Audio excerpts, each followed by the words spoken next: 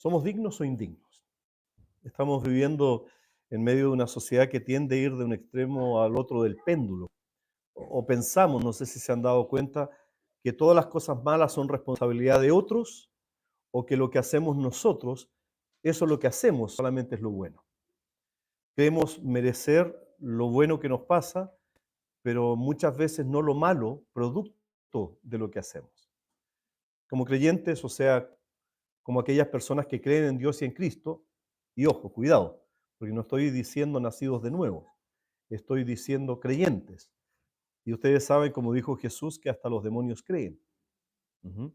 Bueno, en los creyentes, o sea, decía un amigo mío, en el zoológico completo, hay una tendencia a creer que, por cierto, eso nos puede incluir, que lo que de lo que nosotros sale, lo que nosotros hacemos por nosotros mismos, eso puede ser o debe ser aceptado por Dios o lo deja Él en una especie de deuda. Porque si hemos sido buenos o hemos hecho cosas buenas, tenemos esa tendencia a pensar que entonces Dios deberá reconocer esa buena obra. Y por lo tanto, entonces deberá actuar bondadosamente conmigo, como que lo obligamos de alguna manera.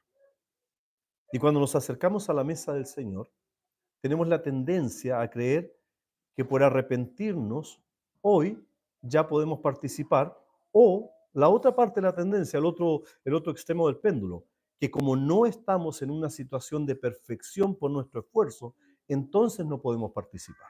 ¿Se dan cuenta cómo es una tendencia casi inconsciente que tenemos? ¿Qué nos dice la Biblia? Quisiera que esta mañana nos enfoquemos en la lectura y por favor les voy a pedir que abran su Biblia en Primera de Corintios capítulo 11, en la lectura desde el verso 23 al 28. Por cierto, vamos a hacer un pequeño salto. Estamos en la serie de la primera carta de Juan de manera expositiva y hoy día vamos a hacer un pequeño salto, pero la leímos porque la vamos a conectar también. De los versículos 23 al 28 de Primera de Corintios, capítulo 11, donde Pablo dice, ¿no es cierto?, lo que recibió, y eso es lo que nosotros compartimos y recordamos, que es la Santa Cena. Quiero que nos enfoquemos, y ustedes por favor enfoquen sus miradas solamente en dos versículos. Vamos a enfocarnos esta mañana específicamente en el versículo 27 y en el versículo 28. De manera que el que coma el pan o beba la copa del Señor indignamente, será culpable del cuerpo y de la sangre del Señor. Por tanto, examínese cada uno a sí mismo y entonces coma del pan y beba de la copa. Vamos a comenzar entonces mirando estos versículos y vamos a comenzar con las primeras palabras. De manera que. Y si ustedes se dan cuenta, uno debe preguntarse de manera que qué. O sea, ¿qué viene antes? ¿De qué estaba hablando Pablo, no es cierto? Bueno, de la institución de la Cena del Señor.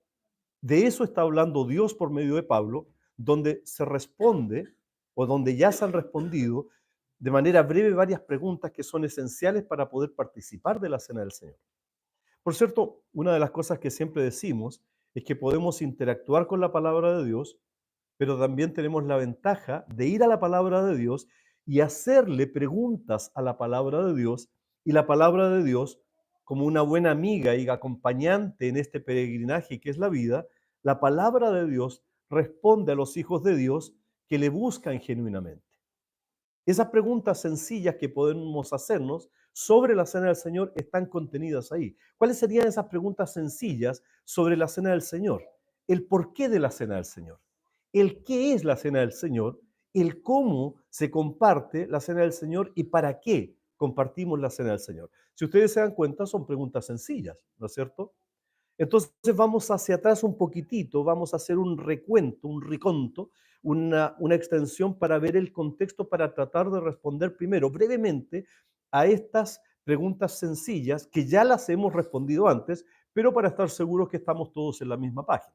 Entonces vamos a revisar lo que ya sabemos, el porqué de la Santa Cena. Versículo 23. ¿Qué dice Pablo? Porque yo recibí del Señor, ¿no es cierto? por qué celebramos la Santa Cena? ¿Por qué Pablo invita a la celebración de la Santa Cena? Porque la recibió como una instrucción del Señor. Y lo que se recibe del Señor no se puede guardar. Me refiero a todo. Si hemos recibido una enseñanza, no es para guardarla, solito para mí. Si hemos recibido la instrucción de ser luz, no podemos guardar esa luz. Un día estaba hablando con el periodista, no sé si ustedes lo conocen, Fernando Reyes, a quien conozco más o menos bien, periodista de Televisión Nacional, y estábamos hablando de la situación en la región, ¿no? Él, reconociendo que él no es un cristiano, y me decía cuánta falta hace en nuestra región personas que sean confiables, alguien en quien creer. Hace falta, y en eso estábamos de acuerdo, que la iglesia vuelva a ser luz en medio de tanta oscuridad. Hemos recibido la luz, pero parece que muchas veces la tenemos guardadita, guardadita dentro de la iglesia o dentro de nuestros hogares.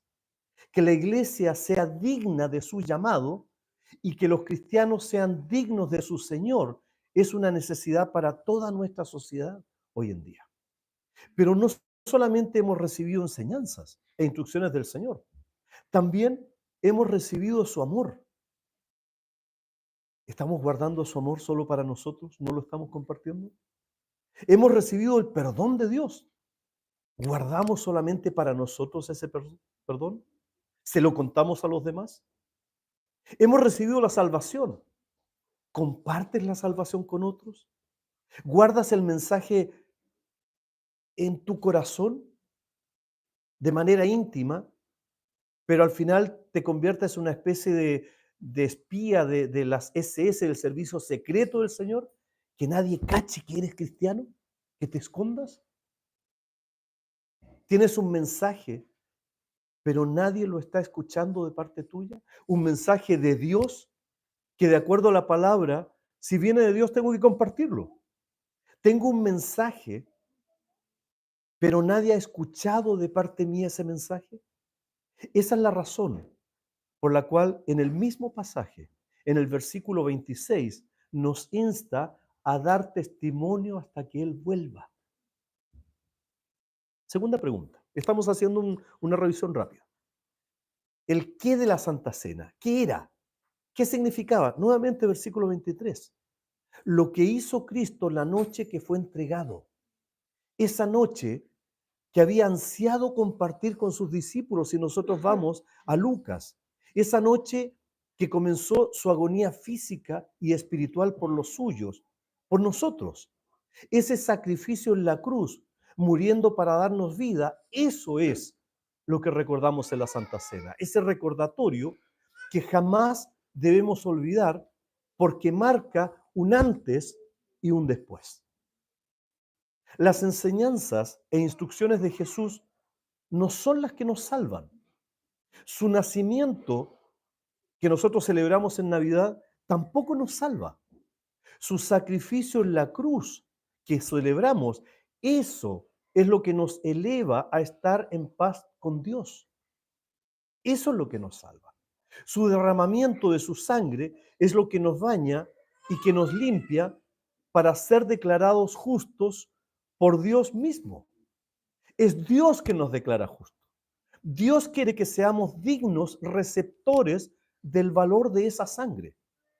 Su humillación, aun siendo Dios, al morir voluntariamente entre los hombres, es lo que nos permite estar seguros de que nada ni nadie nos va a separar del amor de Dios en Cristo Jesús, dice Pablo en Romanos 8, porque fue enviado a la cruz por el amor de Dios hacia nosotros y Cristo aceptó ir a la humillante cruz por amor a ti. Eso es la Santa Cena. Es el recordatorio, es el entendimiento de esa verdad. Recordamos en la Santa Cena que este sacrificio además fue hecho solo una vez, que ya Cristo no necesita hacer un nuevo sacrificio, porque en la cruz ese sacrificio fue suficiente para Dios. Nos dejó en paz con Dios, nos liberó de su ira, nos salvó de la ira de Dios, no del enemigo. De hecho, nos recuerda que ya nosotros mismos no necesitamos hacer ningún otro sacrificio. Y no debemos olvidar que en la cruz Cristo además venció la muerte, porque resucitó. Y como resucitó, un día nosotros también lo haremos. La Santa Cena es un recordatorio de todo eso, pero a la vez es una celebración. Recordemos que no hay nadie en la historia de la humanidad que haya nacido una vez en la tierra, que no tenga pecado, incluso quienes hemos sido adoptados como hijos de Dios por medio de Cristo. Debemos recordarlo. Pero si hemos pecado, somos merecedores de la muerte, porque la Biblia dice en Romanos 6:23 que la paga del pecado es la muerte. ¿Qué es lo que no dice? No dice que la paga de muchos pecados lleva a la muerte. No dice que algunos pecados graves llevan a la muerte. No dice que la reiteración de los pecados lleva a la muerte, o que la práctica de pecados, o que la conciencia o inconsciencia de pecados lleva a la muerte. Dice que el pecado lleva a la muerte. Dice que la paga del pecado, el resultado del pecado es la muerte. Y dice que también hemos nacido en pecado. ¿Recuerdan lo que acabamos de leer en Salmo 51? Por lo tanto, al nacer puede sonar duro, pero cuando nacimos hemos recibido una condena de muerte. Por eso es que no existe ser humano en el universo que al nacer, una vez, no tenga la seguridad de que va a morir. Usted no puede estar seguro de nada en la vida, pero de algo en que al 100%, que es un absoluto, puede apostar y gana, es que la persona que nace va a morir. ¿O conocen algún caso que, salvo Cristo, no haya sido esa realidad? Además, Hebreos 9:27 dice que como está establecido que los seres humanos mueran una sola vez y luego de eso viene el pecado, pero en la cruz Cristo rompió la maldición de la muerte. Y por ello, para los hijos de Dios, no solamente los creyentes, para los que han nacido de nuevo, que mueren una vez también, porque nosotros también morimos, para nosotros, sin embargo, el juicio es absolutorio. La muerte si bien nos va a llegar, pero para nosotros la muerte es el paso a la vida eterna. No es muerte, es un paso a la vida eterna. Porque a diferencia de los demás, nosotros los hijos de Dios hemos nacido dos veces, pero solo morimos una. Y luego viene la vida eterna. Para quienes rechazan a Cristo porque no aceptaron nacer una segunda vez, la muerte natural significa muerte eterna. Eso es parte de lo que celebraremos hoy. Y si lo hemos entendido, ¿qué hizo Cristo? Y nos hemos apropiado de su muerte en la cruz para darnos vida a nosotros, entonces seremos dignos de ella. Ya voy a explicar esto. Por lo tanto, en la Santa Cena, ¿qué recordamos y qué celebramos? Que esa muerte requiere que nuestras vidas sean vividas para Cristo de manera digna. Vamos a volver a eso. Entonces, y aquí viene el cómo. ¿Cómo se debe celebrar la Santa Cena? Versículo 24 y versículo 25. Habiendo dado gracias al Padre, Jesús, ¿no es cierto?, partió el pan y lo entregó para que fuera hecho en memoria de él. Y eso es lo que hacemos. Lo mismo hizo con el vino, pero agrega un dato esencial. Esto es un nuevo pacto y no debemos olvidarlo. Entonces plantea la esencia de lo que estaba haciendo y el recordatorio permanente que esto debería ser para quienes lo compartieran, para quienes lo hicieran suyo.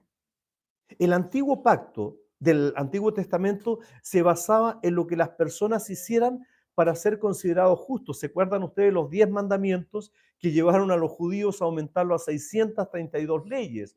Por eso la ley, el cumplimiento de los mandatos o lo de las prohibiciones, era tan importante. Hacían lo externo y no se dieron cuenta que era imposible cumplirlos. Y evadieron el fondo que era, como Cristo dijo, la esencia de todo. ¿Cuál era la esencia de todo? Del cumplimiento de todo eso. Amar a Dios y amar al prójimo. Ellos cumplían la ley, pero no amaban. Eran, en palabras de Pablo, esclavos de la ley, aquella que debía haberlos liberado. San Agustín decía, ama a Dios y haz lo que quieras. ¿Recuerdan ustedes uno de los estudios sobre las exigencias de Cristo? Ámenme, decía Jesús. Tenemos libertad y si nos basamos en principios de la palabra, podemos hacer lo que queramos. Porque si amamos a Cristo, si amamos a Dios, eso nos llevará a amar a los demás. Y si amamos a Dios, de verdad obedeceremos sus mandatos. Por tanto, haremos siempre lo que Dios anhela que hagamos. Es como una línea lógica, ¿no? Un sentido común. Pero los judíos no lo entendieron y por lo tanto entonces no lo lograron. Por eso Cristo debe con su sangre firmar este nuevo pacto. Lo que Dios hizo por medio de su Hijo, no lo que tú haces para Dios. La gracia que cubre la ley es la que nos salva. El Nuevo Testamento se basa entonces no en lo que hagamos, sino en lo que Dios ya hizo. Está hecho, tetelestai, está cumplido. El Nuevo Testamento se basa entonces no en lo que hagamos. El nuevo pacto no está basado en lo que nosotros vamos a hacer, sino en lo que Dios ya hizo. Ahora, algunos se van a preguntar, ¿qué hizo Cristo? Bueno, todo. En la cruz nos salvó. Su sangre nos cubrió y hace que Dios nos declare justos, que nos adopte, que podamos disfrutar de paz con Dios. Y aunque somos pecadores y sabedores que la paga del pecado es la muerte, en nosotros la muerte no tiene la última palabra. Tenemos vida eterna. Dios en la cruz de Cristo nos libera de la esclavitud del pecado y sus consecuencias, en la que el resto del mundo, sin darse cuenta, está sumido.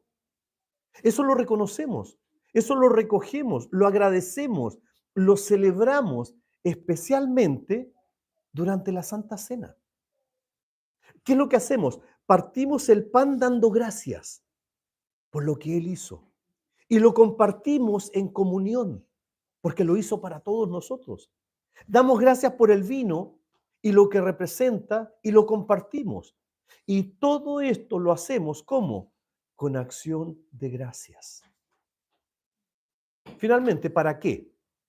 Verso 26, perdón. Reiteradamente se anima e instruye a no olvidar la esencia, el qué, el por qué y el cómo, pues esto va a servir de testimonio. Esto se hace, lo que hacemos de celebrar la Santa Cena es para dar testimonio de ese pacto que hemos explicado.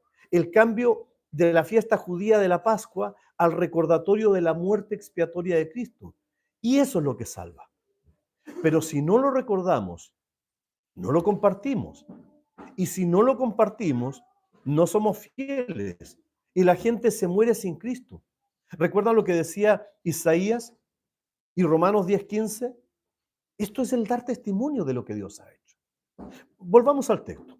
Entonces, versículo 27, basado en lo que acabamos de explicar, en el por qué celebramos Santa Cena. ¿Qué es la Santa Cena? ¿Cómo la celebramos y para qué la celebramos? Es que Pablo dice de manera que, o sea, basado en todo lo anterior, esto parece ya una introducción, ¿no es cierto? Para llegar a ese punto. Las primeras palabras del versículo 27, basado en todo lo que he explicado, quien comparte el pan y el vino debe tener claros estos aspectos. No se puede participar de la Santa Cena, sería indigno si no entendemos lo que acabo de explicar.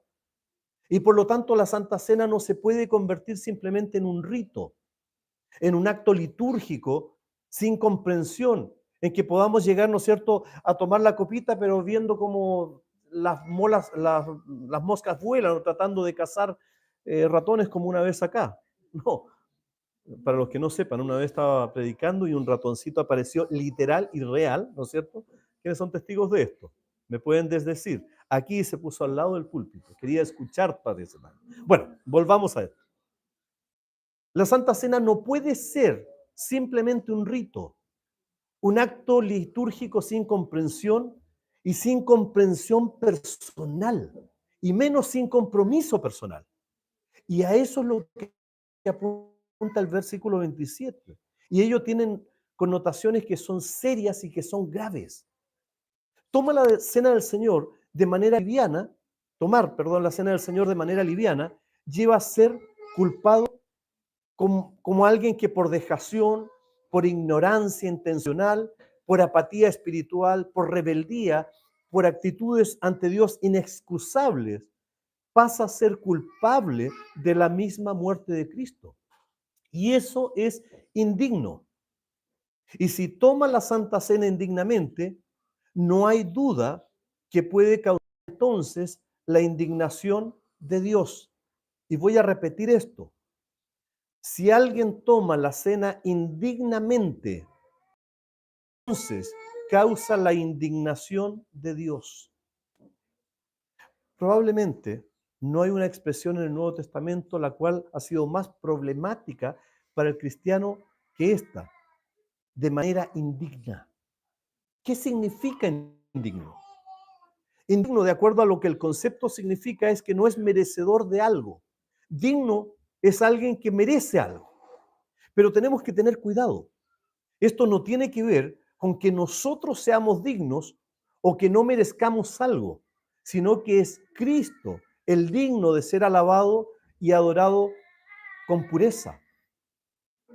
No tiene que ver tanto con nosotros como personas, sino con nuestra forma. Y tiene que ver más bien con la dignidad de Cristo y no con nuestra propia dignidad o indignidad. A ver, Apocalipsis 4:11. ¿Quién lo puede buscar, por favor? Apocalipsis 4:11, ¿qué dice? Y alguien, por favor, que busque Apocalipsis 5, del 12 al 14. El que tenga Apocalipsis 4:11, por favor, que lo lea en voz alta. Digno eres de recibir la gloria, la honra y el poder. Tú creaste todas las cosas, por tu voluntad existen, fueron creadas. Él es digno, ¿cierto? Apocalipsis 5, del 12 al 14. Que decían a gran voz: el Cordero que fue inmolado es digno de tomar el poder y riquezas y sabiduría y fortaleza y honra y gloria y alabanza.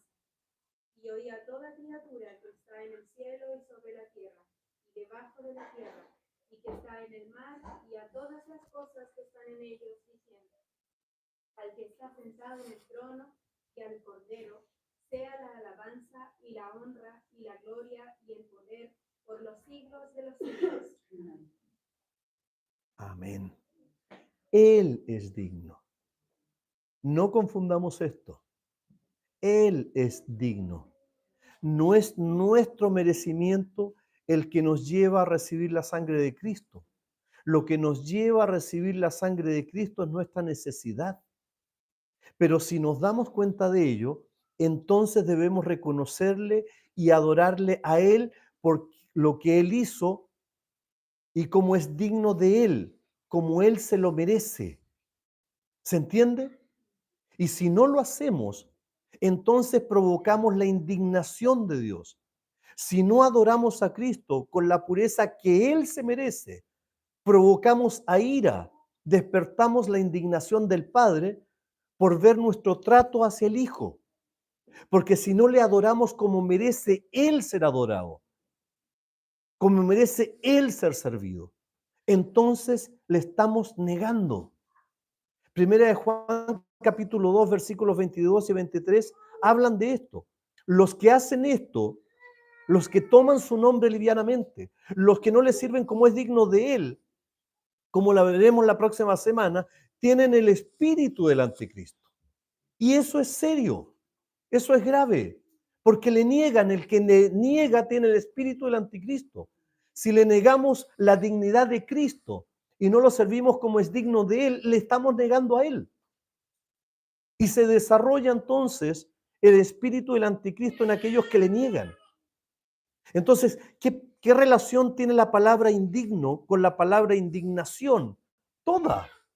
Es lo que acabo de explicar, que no tiene tanto que ver con nuestras vidas que sean merecedoras del perdón de Dios por medio de la sangre de Cristo, sino de que cuando lo hemos reconocido y recibimos su sangre, entonces tenemos un llamado a revisar nuestras vidas para que sean, asegurarnos de que sean dignas del Cordero que fue inmolado, dignas de Él, no de nuestras propias obras. La enseñanza errónea acerca de este tema ha causado que muchos cristianos se abstengan de compartir la comunión diciendo, bueno, voy a esperar hasta que tenga todo lo malo corregido en mi vida, o hasta que yo sea digno, o bueno, o hasta que haga más obras buenas, porque aún no soy una persona perfecta.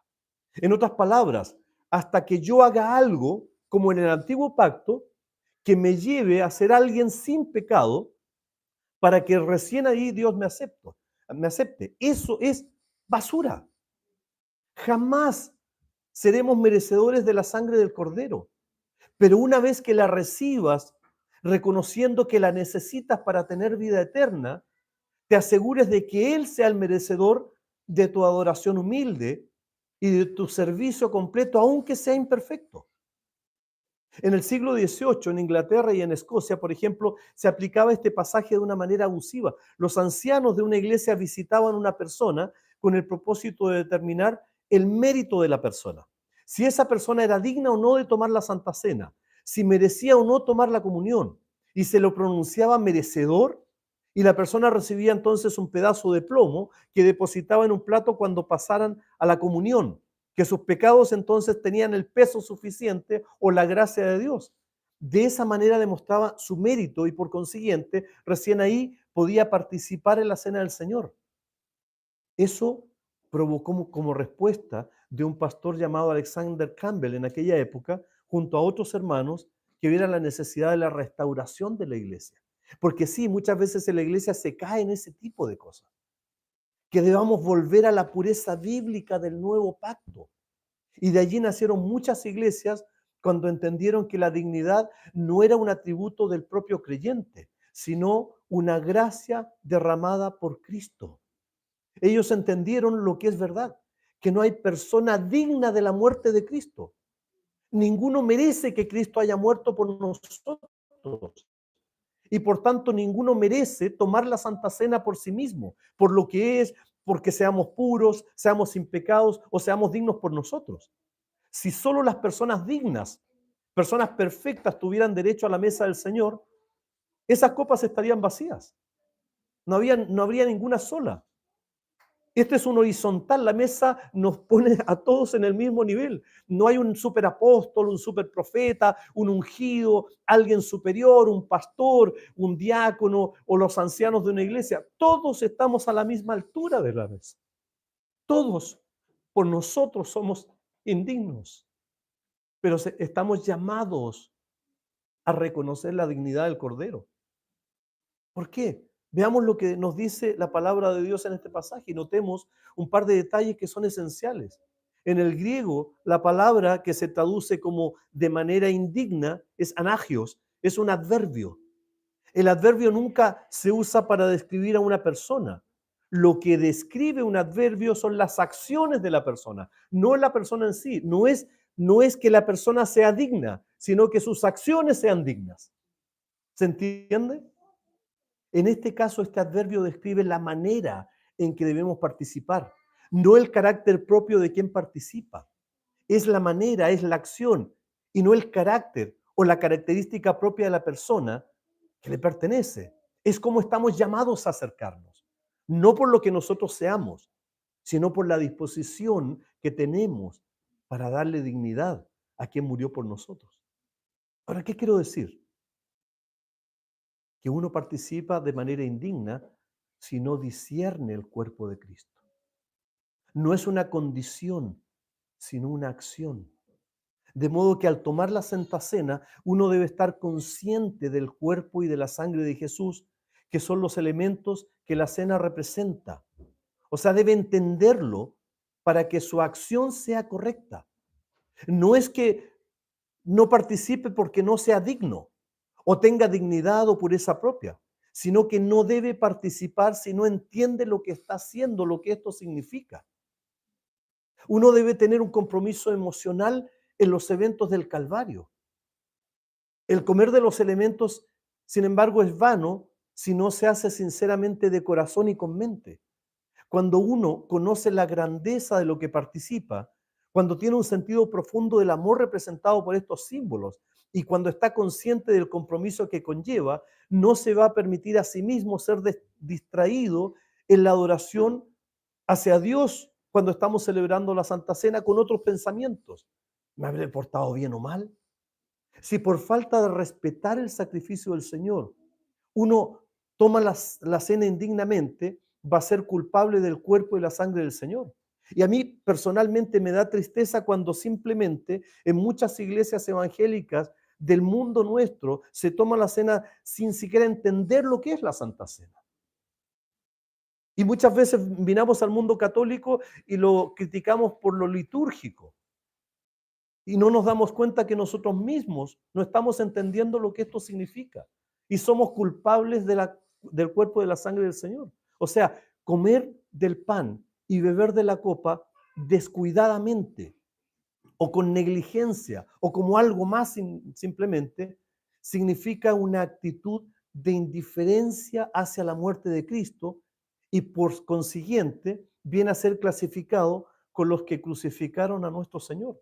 Es como decir, participo de esto, pero en realidad no me interesa qué significa, no me importa. Eso provocaría la indignación del Padre, quien envió a su único Hijo a hacer este sacrificio por nosotros. Y veamos, por último, otro aspecto que menciona y que muchas veces no lo tenemos presente como debiéramos, en el versículo 28. Examínese a sí mismo. La autoexaminación, ¿qué significa? Dios busca que los que lo adoran lo hagan en espíritu y en verdad. Nosotros debemos hacer un examen propio en todo momento antes de adorar a Dios. Y esta celebración, como vimos, yo recuerdo la última Santa Cena en que participamos, esta celebración es un acto de adoración de quienes somos invitados. ¿Recuerdan?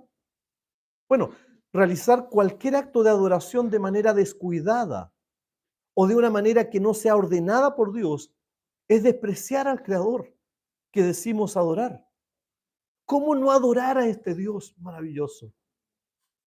¿Cuántas veces te ha pasado que más allá de la emoción es la convicción profunda de la grandeza de Dios que te hace elevar tus manos y decir, te creo, Señor?